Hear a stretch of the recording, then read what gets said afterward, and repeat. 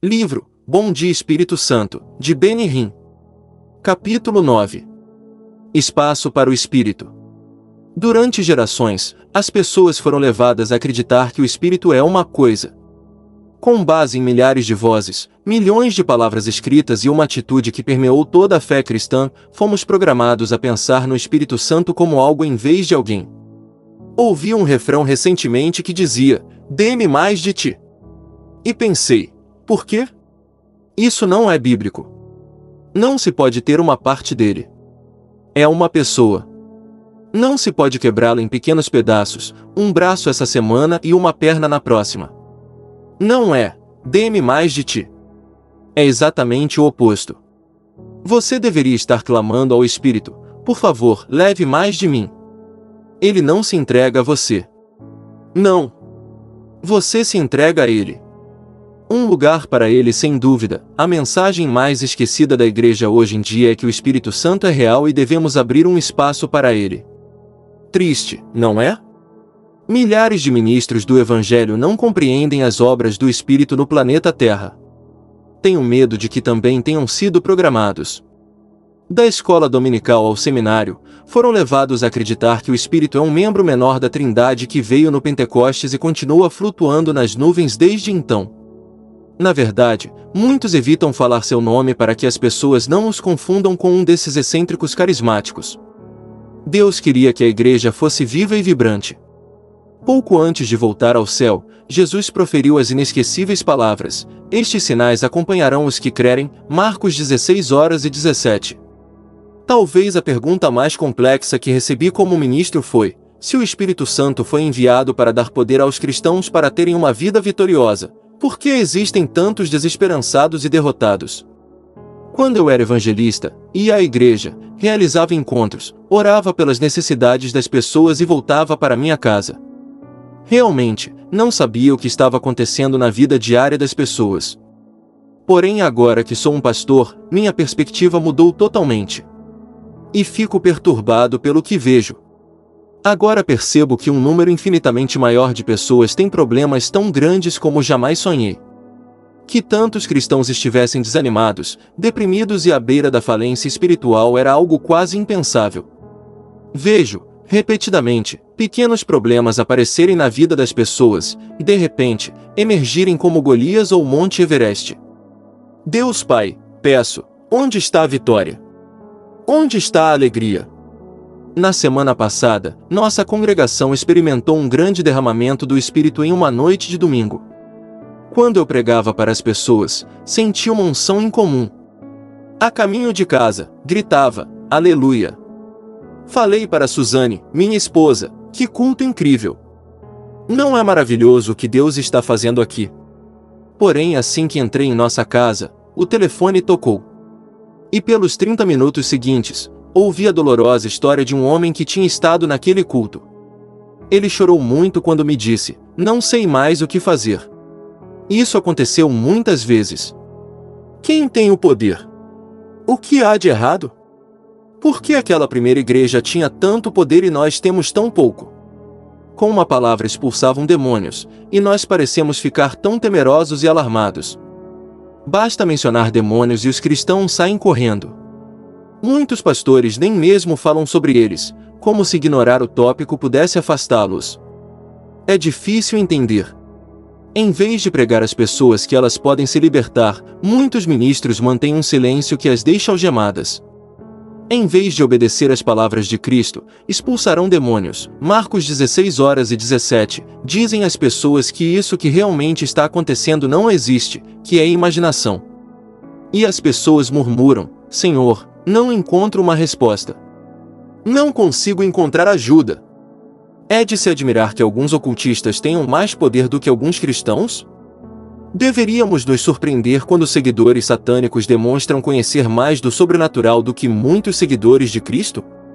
Como é possível? Se Deus é onipotente e Satanás possui uma fração mínima de poder, como um discípulo do demônio opera com qualquer autoridade? É realmente muito simples. Uma pessoa que usa 100% de uma pequena fração tem mais poder do que alguém que poderia ter a energia do universo, mas nem mesmo tenta. Fico profundamente perturbado quando penso em um pecador recebendo mais de Satanás do que um cristão que não pede nada do que Deus pode dar. Está na hora de começar a exercitar o poder do Todo-Poderoso. Você precisa saber que Deus é maior do que qualquer demônio e que somente uma palavra de Jesus destrói o mal. Mesmo um dos seus anjos pode derrubar Satanás. Apocalipse 21:3. Deus não é fraco, seu povo é. Eis a única conclusão a que fui capaz de chegar. A razão pela qual a igreja e tantas pessoas nela se tornaram tão derrotadas é porque ignoraram a pessoa mais poderosa do universo, o Espírito Santo. Mais uma vez, não por força nem por violência, mas pelo meu Espírito, diz o Senhor dos Exércitos, Zacarias 4:6. E as seguintes palavras também são muito animadoras. Quem você pensa que é, ó montanha majestosa? Você se tornará uma planície. V7. Você precisa mais do que um trator para nivelar a enorme pilha de pedras que existe no seu caminho. É uma montanha gigantesca de futilidade e medo.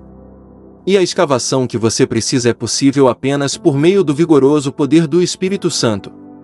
Real, não falso Deus, por sua palavra, dá uma receita para quebrar o jugo da escravidão. Ele sabe exatamente o que é necessário para levantar seu pesado fardo. Isso se chama unção. E acontecerá, naquele dia, que a sua carga será tirada do teu ombro, e o seu jugo do teu pescoço, e o jugo será despedaçado por causa da unção. Isaías 10:27, ACF, como Deus removeu o fardo de Israel, também removerá o seu. Afinal, Satanás é o traidor que colocou o jugo pesado sobre você. Porém Jesus, que declarou que a escravidão seria destruída, afirmou, pois o meu jugo é suave e o meu fardo é leve. Mateus 11:30. O pesado jugo pode ser quebrado pelo Espírito. E não apenas por aquele momento. Não é uma solução temporária. Ele fica com você, continua a levantar seu fardo e a guiá-lo num caminho completamente novo. O apóstolo João, falando sobre o Espírito, escreveu, a unção que receberam dele permanece em vocês, e não precisam que alguém os ensine, mas, como a unção dele recebida, que é verdadeira e não falsa, os ensina acerca de todas as coisas. Permaneçam nele como ele os ensinou. 1 João 2:27. Não é preciso ser doutor para ser capaz de perceber quem possui a unção e quem não possui. Mesmo um pecador não regenerado, apertando um botão do aparelho de TV em um domingo de manhã, reconhece o toque do Espírito quando vê. Reconhece porque, como um diamante, é muito raro. Não há nada mais trágico do que as pessoas que não possuem a unção querendo produzi-la. Tentam forçá-la, mas o toque do Senhor não está lá. Quantas vezes você viajou para ouvir um grande orador ou mestre bíblico e terminou descobrindo que a pessoa é uma concha vazia, que não há nada dentro dela, a não ser conhecimento? Cheias de fatos e informações, mas absolutamente sem vida, estão caminhando e falando, mas suas palavras estão mortas. Nunca esquecerei o que aconteceu em uma conferência que assisti na Costa Oeste. Em uma sessão da tarde, um jovem foi apresentado para cantar. Com uma voz tremenda, bem treinada, ele cantou, The King is coming. O rei está chegando. Todas as pessoas gostaram e aplaudiram muito quando ele terminou. Não sei como aconteceu, mas no culto noturno, uma senhora cantou exatamente a mesma música. Francamente, ela não parecia ser cantora, sua voz era um pouco anasalada e desafinava em algumas das notas. Porém ela tinha algo que supria suas deficiências. Quando chegou ao segundo refrão, as pessoas estavam de pé. Suas mãos levantadas para o céu. O poder naquele lugar era eletrizante. E não parou quando ela terminou. Louvamos várias vezes ao Senhor. Depois, começamos a aplaudir, por muito tempo. Contudo não estávamos ovacionando a cantora. Estávamos aplaudindo aquele que nos entregou a música. O que fez a diferença? Meu amigo, foi a unção. Foi o poder do Espírito na vida daquela senhora. Durante meu ministério no Canadá, fomos um dos grupos patrocinadores de uma cruzada de Billy Graham. Os preparativos para o encontro foram uma das coisas mais organizadas que já vi. E os cultos, propriamente ditos, foram monótonos, comparados aos que eu estava acostumado. Porém, quando Graham começou a falar, havia um toque inconfundível do Espírito em sua mensagem. O conteúdo era Cristo, mas eu podia ver que estava na presença de um homem com uma profunda comunhão pessoal com o Espírito. Palavras que chocaram a sinagoga desde a criação, as pessoas ficaram fascinadas pela unção. Ela tem sido admirada, manifestada e até copiada. Porém, a verdadeira unção sempre foi, e ainda continua sendo, uma função de Deus Espírito Santo. Qual é o seu objetivo? Que você possa proclamar a mensagem com poder. O Espírito do Soberano, o Senhor, está sobre mim, porque o Senhor ungiu-me para levar boas notícias aos pobres. Enviou-me para cuidar dos que estão com o coração quebrantado, anunciar liberdade aos cativos e libertação das trevas aos prisioneiros para proclamar o ano da bondade do Senhor. Isaías 61, 1, 2, porém essas não são as palavras de um profeta do Antigo Testamento. Jesus as citou a uma audiência atonita na sinagoga em Nazaré, Lucas 4, 18, 19. Você nunca deve esquecer que para entender o Espírito Santo deve saber que ele é Deus. Essa descrição pode lhe parecer estranha, mas é tão básica quanto a própria palavra. Ele era o poder da criação. Você se lembra das palavras no livro de Jó? O Espírito de Deus me fez, o sopro do Todo-Poderoso me dá a vida, Jó 33, 4. Enquanto Deus Pai estava no céu sobre o trono da glória, dizendo, faça-se o homem, o Espírito Santo estava fazendo sua obra na terra. Até o segundo versículo afirma que na criação o Espírito de Deus se movia sobre a face das águas, Gênesis 1:2.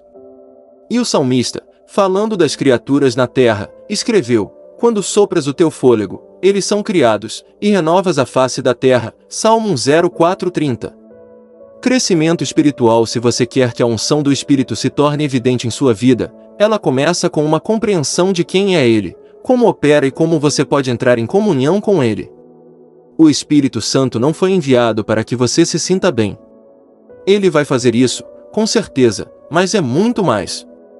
Ele tem uma posição de igualdade na divindade e merece nossa adoração da mesma forma que Deus Pai e Deus Filho. Mas esse é apenas o começo. Seu crescimento espiritual não é diferente do de um carvalho gigante. Deve ser alimentado e nutrido. O que faço em seguida? Recentemente, um homem me falou, Benny, quero agradecer-lhe por ter me apresentado ao Espírito Santo em 1978. Eu disse, isso é ótimo. Conte-me o que aconteceu desde então. Seu rosto ficou branco quando disse, bem, nada realmente. Apenas me lembro como foi quando o conheci. Acho que eu não sabia o que fazer. Talvez eu esperasse que toda pessoa que fosse apresentada ao Espírito reagisse como eu. Literalmente, me isolei com a palavra e com o Espírito, absorvendo o que ele tinha a me oferecer como uma esponja. Demorei centenas e centenas de horas, com o precioso Espírito Santo. Percebo que, para muitas pessoas, é quase impossível encontrar tempo para pesquisar com atenção as Escrituras. Porém, só de ler este livro, você está recebendo, de uma maneira sucinta, o que demorou anos para o Espírito compartilhar comigo. Contudo, há uma coisa que não posso fazer por você. Não posso colocar uma varinha espiritual sobre sua cabeça e ungí-lo. Isso acontece apenas com um encontro pessoal e profundamente privado com o Espírito. E isso continua a crescer com uma fraternidade e uma comunhão que somente você pode estabelecer. Seu crescimento no Espírito surgirá no momento em que você começar a ver que o Espírito de Deus é verdadeiramente Deus.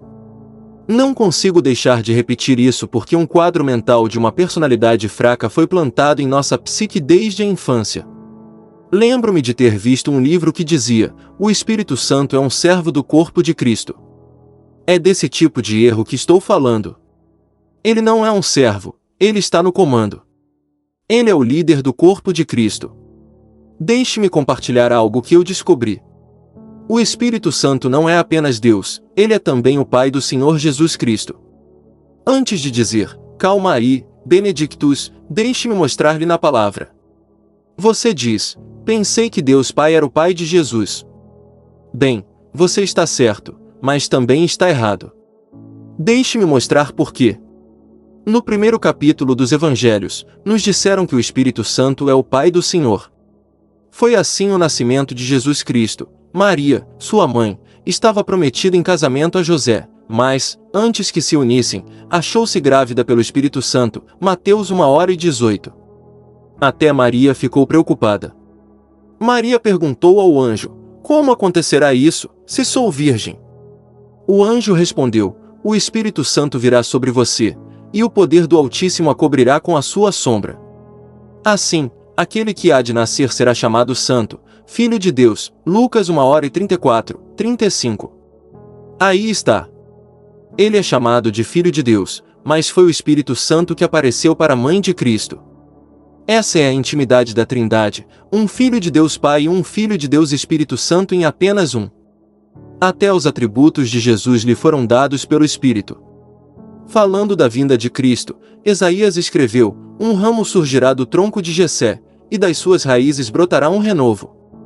O Espírito do Senhor repousará sobre ele, o Espírito que dá sabedoria e entendimento, o Espírito que traz conselho e poder, o Espírito que dá conhecimento e temor do Senhor.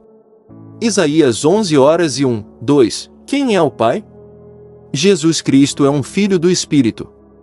E assim como qualquer pai terreno ama seu bebê, da mesma forma o Espírito Santo amou o Senhor. Já viu um pai orgulhoso segurar o filho recém-nascido em seus braços, apertá-lo e amá-lo? Acho que esquecemos que o Espírito Santo também possui emoções. Ele ama o que criou, por isso quer colocar os braços ao seu redor. Você consegue ver o Deus Pai no céu falando ao Espírito: pegue meu filho e faça-o carne? Foi o milagre dos milagres. O Espírito Santo pegou aquela semente e colocou-a dentro do corpo de Maria. Porém, ele não foi apenas o Pai do Senhor, também foi quem o ungiu. Imagine, se quiser, Deus Pai sentado em seu trono no céu e Jesus na terra curando os doentes e realizando milagres. E o Espírito Santo? Ele é o canal, o contato entre as duas personalidades. Agora, o Pai pega o telefone, como se ele precisasse, e diz: Espírito Santo. Sim, Senhor, responde o Espírito quando atende. Quero que você leve Jesus até o deserto porque vou mandar o demônio testá-lo, diz Deus. Sim, Senhor, diz o Espírito, e corre até Jesus. Jesus, vem comigo, ele fala. Você consegue ver como o Espírito Santo é o contato entre as duas personalidades? Ou imagine isso. Jesus está passando por um homem que está muito doente. Novamente, o Pai pega o telefone e diz: Espírito Santo? Pare Jesus. Diga-lhe para ficar onde está. Está bem. Pare, Jesus, diz o Espírito. Ele volta ao telefone e pergunta: Pai, o que ele deve fazer? Mande-o curar aquele homem, fala a voz de Deus.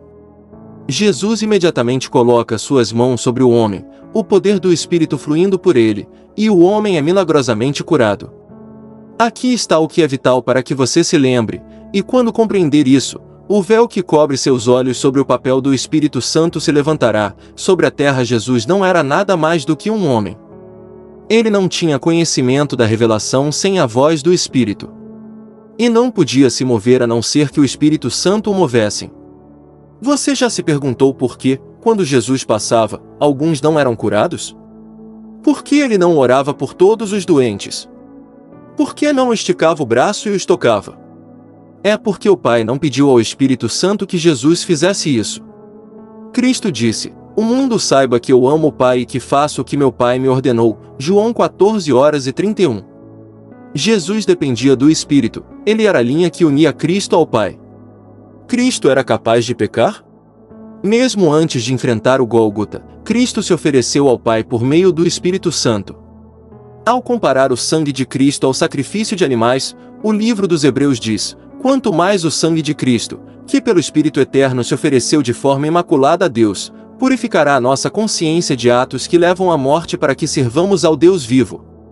Hebreus 9h14. Se ele não tivesse se oferecido por meio do Espírito Santo, não seria aceito aos olhos de Deus Pai. Nem teria suportado os sofrimentos da cruz.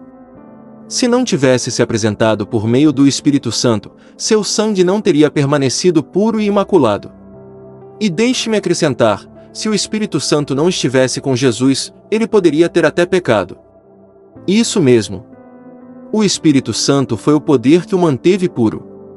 Não só foi enviado do céu, mas foi chamado de Filho do Homem, e como tal era capaz de pecar. O fato de que não pecou não significa que não poderia. Se você acredita que Jesus não era capaz de pecar, então por que Satanás perderia seu tempo tentando?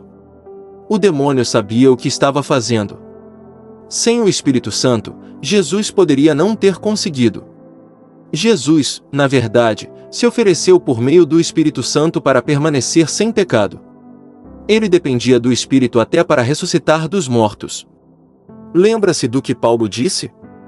Cristo foi declarado Filho de Deus com poder, pela sua ressurreição dentre os mortos, Romanos 1:4.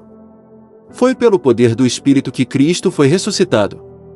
Aqui está o que a Escritura diz: e, se o Espírito daquele que ressuscitou Jesus dentre os mortos habita em vocês, aquele que ressuscitou a Cristo dentre os mortos também dará vida a seus corpos mortais, por meio do seu Espírito, que habita em vocês, Romanos 8:11.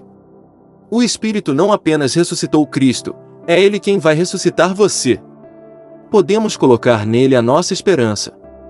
O plano mestre de Deus, mesmo depois que ele mudou o curso da história ao sair caminhando de uma tumba vazia, Cristo continuou a depender do Espírito. Na verdade, ele mandou os discípulos não saírem de Jerusalém até receberem poder do alto. Disse: esperem pela promessa de meu Pai, da qual lhes falei. Pois João batizou com água, mas dentro de poucos dias vocês serão batizados com o Espírito Santo. Atos 1:4-5. Cristo estava sob o controle de Deus quando falou essas palavras. Estava repetindo o que o Pai falou ao Espírito Santo.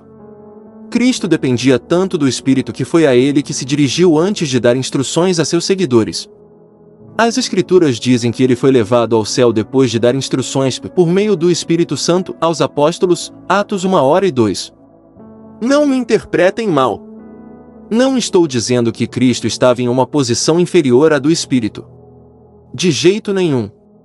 Jesus não é menor do que o Espírito Santo, nem o Espírito Santo é menor do que Jesus. Há uma igualdade absoluta na Trindade. Cada membro possui características e propósitos únicos. Quero que você saiba que o Espírito não é fraco. Ele não é imaturo ou incapaz de falar por si. O Espírito Santo é perfeito, poderoso e glorioso. O Espírito merece nossa adoração. Devemos colocar em prática o que temos cantado há gerações: louvado seja Deus, de quem recebemos todas as bênçãos, louvado seja o Pai, o Filho e o Espírito Santo. Como você o reconhece? É tão simples quanto aquela vozinha que você ouve quando está prestes a adormecer, a voz que o faz lembrar: você não orou hoje. Ou ele pode dizer: você não leu a palavra hoje. Esse é o Espírito falando, provocando sua alma. Você já o conhece, mas ele anseia ser mais conhecido. O Senhor previu o que aconteceria se você abrisse espaço para o Espírito. Ele falou: quem crer em mim, como diz a Escritura, do seu interior fluirão rios de água viva. João 7:38. E de que unção o Senhor estava falando? Ele estava se referindo ao Espírito, que mais tarde receberiam os que nele crescem. V 39. Deus tem um detalhado plano mestre para a sua vida. Sua unção e seu Espírito estão incluídos nele. É Deus que faz que nós e vocês permaneçamos firmes em Cristo. Ele nos ungiu, nos selou como sua propriedade e pôs o seu Espírito em nossos corações como garantia do que está por vir. 2 Coríntios 1:21, 22. Você já criou um espaço para o Espírito Santo? Tudo o que ele pede é um lugar no seu coração. Descubra como o Espírito Santo é mais que uma força, ele é Deus. Age como o Pai de Jesus na encarnação. Foi o poder que manteve Cristo puro e o ressuscitou. Deseja ser conhecido profundamente por você. Deixe o Espírito Santo agir hoje. Comente amém se você deseja abrir espaço para ele em seu coração.